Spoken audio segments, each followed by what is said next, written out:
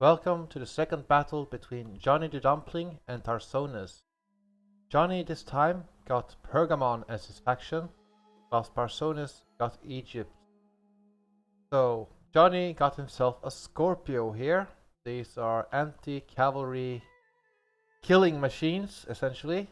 Very big range here, they can definitely zone out cavalry.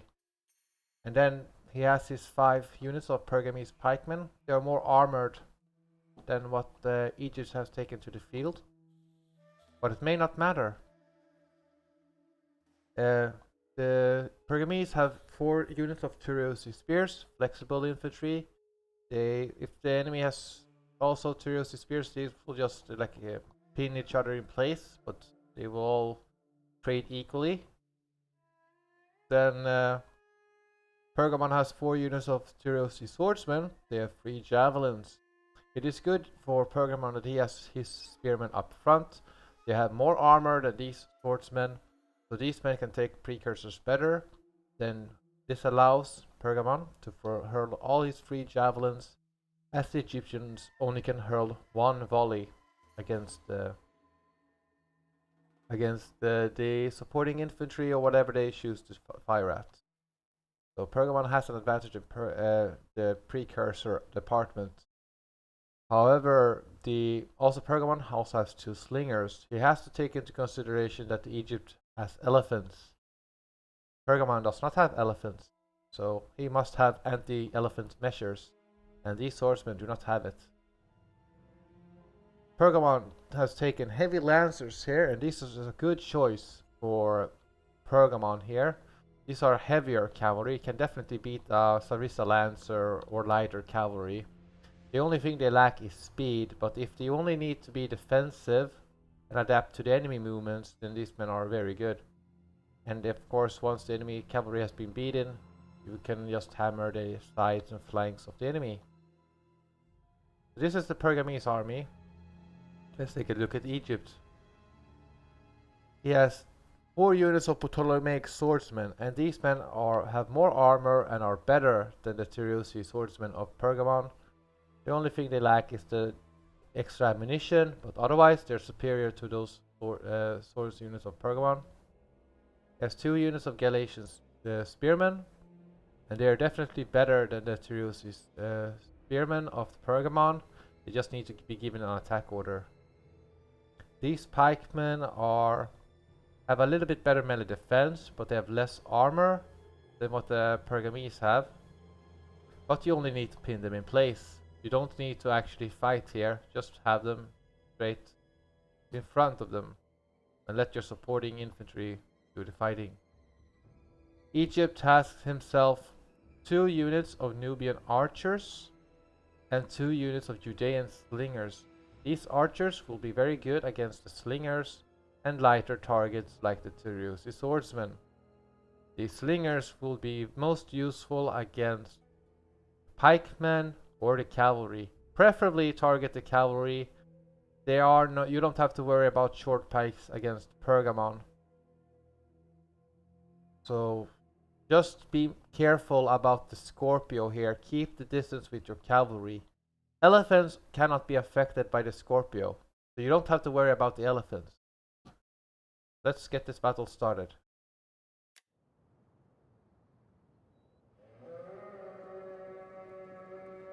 Egypt and Pergamon is moving up. But Pergamon can be afforded to be defensive, as he has the artillery piece, so he can zone out the cavalry for quite effectively. The Egyptian general is coming up here in full speed ahead, and this is a mistake. This will cost Egypt if he continues, because it's his general. He may lose it to very early, and then the supporting troops of Egypt and his cavalry would suffer as they lack the disciplined trait. These pikemen are not disciplined either, so just killing the Egyptian general would be a huge win for Pergamon.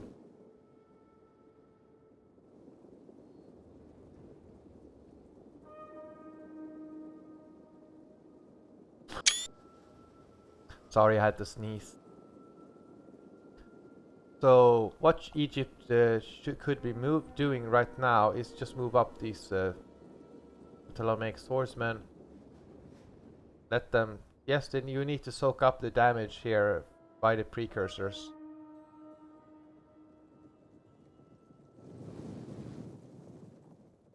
Yeah, good that you're moving away your general. But this cavalry should just keep their distance. This is just still... they're still getting targeted. Egypt has superior missile fire overall. He just needs to kill off these slingers. This will also eliminate a threat to his elephants.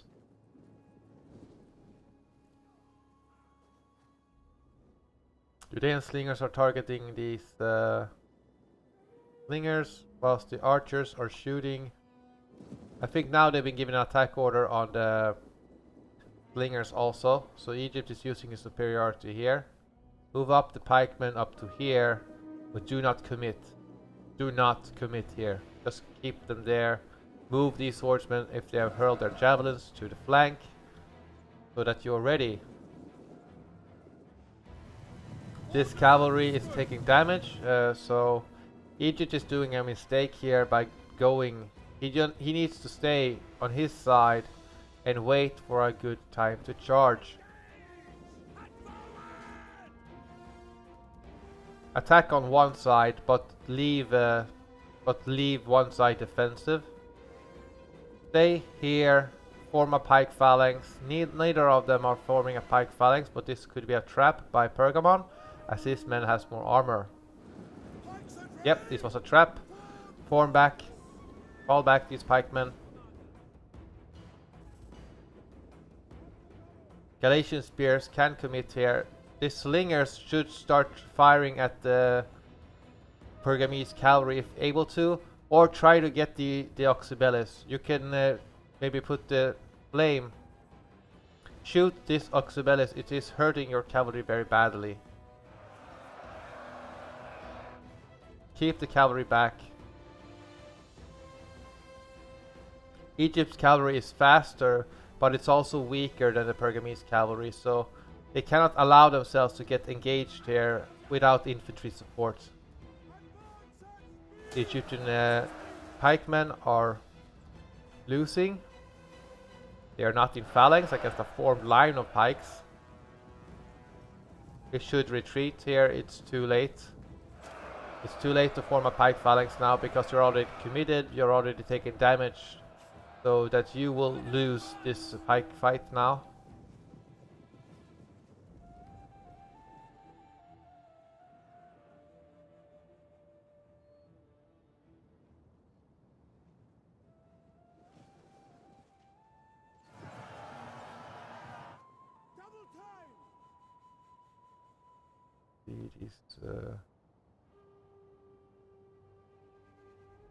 Yeah, Egypt's baiting in this cavalry unit.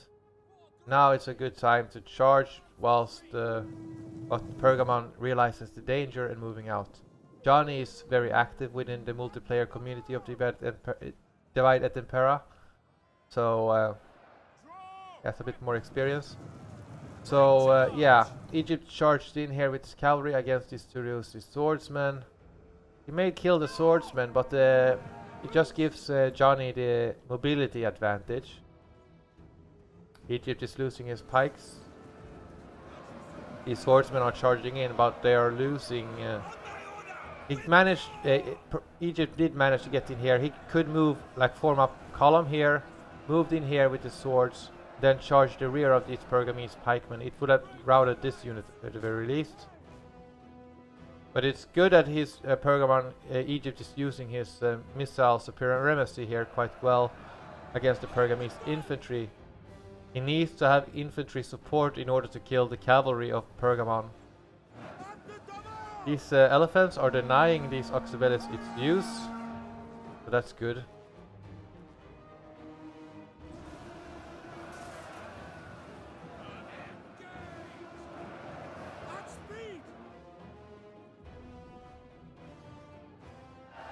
It's good that he's hitting these Tarsonis swordsmen in the rear. but he should be firing his slingers into this Pergamese cavalry. The Pergamons have a cavalry supremacy here. You need to try to balance it out, but this general is getting hit by these Pergamese slingers. The elephants of Egypt has been dealt with. Could move out this Tarantine cavalry and try to get the flank here. These Galatian spears do not seem to be given an attack order. They would have, in the charge, they would be very good. They would have attacked and beaten these Jerusalem spears.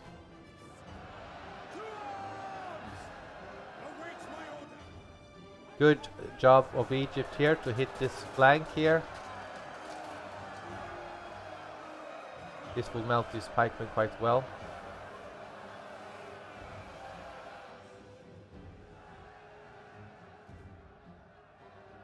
Yeah. These cavalry is coming back and attacking the skirmishers of Pergamon. This is exactly what they're meant to do. These pikemen could be moving back, but it would not. Good. This unit here is routing, and that will could potentially affect the infantry. But these Ptolemaic swordsmen are winning against Jerusalem swordsmen. Okay, just like there's no cavalry here to ward off or trap these Pergamese cavalry. Like, because if you had your lighter cavalry still here, now when the cavalry has made their charge, you could have attacked yourself. Of course, you don't want your infantry to rout same, so yeah,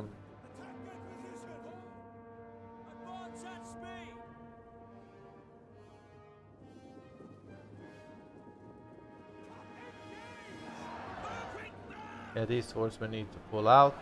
They are facing a pike phalanx head on. Galatian spears. The missile troops of Egypt is out of ammunition, it seems.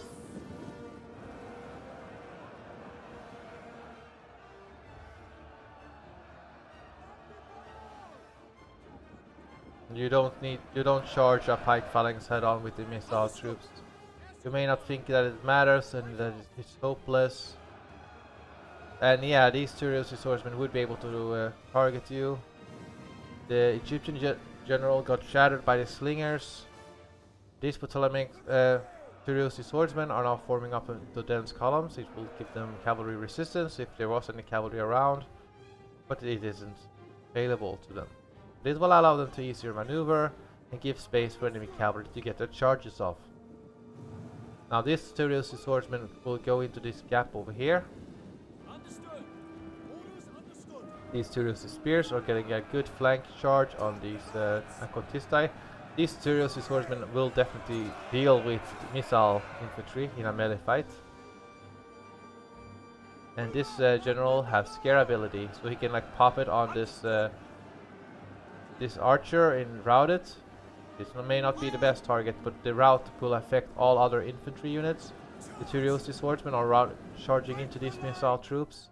One of these swordsmen could have attacked this Galatian spear in the flank.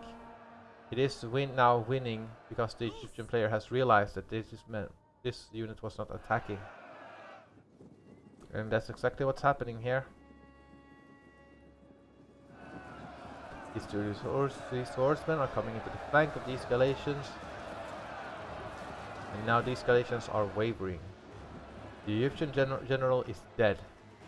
And most of these Egyptian troops were not disciplined. So that also made it even more vulnerable.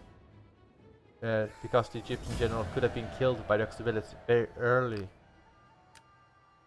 So, yeah. But Egypt, mistakes by Egypt not forming pike phalanx very early. It was a trap by the Pergamese. Egypt had missile supremacy, so you just needed to use that and keep your cavalry back, not committing because this Pergamese cavalry was better than yours. Kill off the slingers, and then you can kill off these Tyrusi swordsmen. Your Ptolemaic swordsmen were superior to these men, and you also beat these guys back badly. So you could have targeted the slingers and then just shot up the pikemen from Pergamon. then you would have the missile pike supremacy. But ideally, your slingers should have been targeting the cavalry of the enemy at every opportunity, and you could have tried to kill off the Scorpio with the archers. Once you had the Tarsonis spears on the one side committed, you could have rolled up with the elephants, because Scorpios cannot affect elephants. It takes a very long time for that to happen. So these elephants could have rolled up the Tarsonis spears on one side, forced the Pergamon to commit his cavalry to deal with the elephants, right? Then your own cavalry could have charged in afterwards, because the threat is the charge. Once the charge is done, it's relatively even, though you still needed to have infantry support, but you could have pinned this cavalry down, and then your elephants could have given the free rein to keep rolling up the lines. And that's what you needed to do. But this is all in hindsight, and I hope you learned something here. Just keep the cavalry back. If you have superior infantry, just pin down. You don't need to commit against the enemy pikemen. Just form up a pike line and be in front of them. If you have superior missiles, because you can use these superior missiles to get yourself an advantage beforehand. So yeah, good game to both players. Bye.